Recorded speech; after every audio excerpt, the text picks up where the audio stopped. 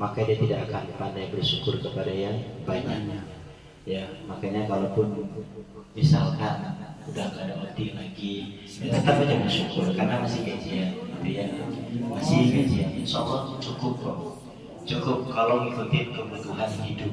Tapi kalau ngikutin keinginan sendiri, maka sebanyak apapun lemburan itu gak akan cukup.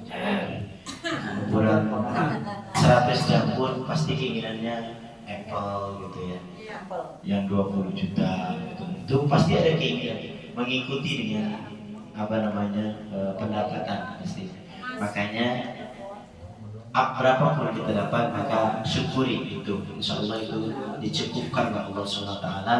Bahkan janji Allah kalau kita bersyukur, wa idza adana rabbukum la in syakartum la azidannakum, ditambah oleh Allah SWT. Ditambah apanya? Bukan berarti belum tentu ditambah uangnya berlipat-lipat, bisa jadi ditambahnya adalah keberkahannya. Karena keberkahan itu apa?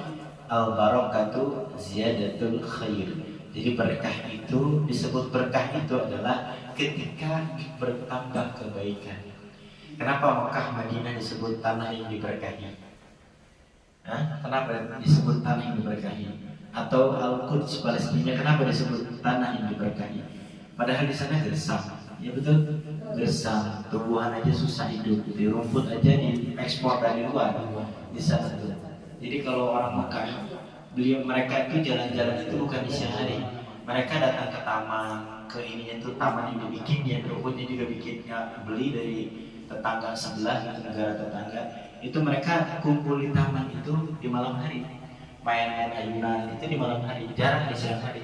Karena siang hari panas kalau pas musim panas. Nah, kenapa tapi disebut tanah yang diberkahi?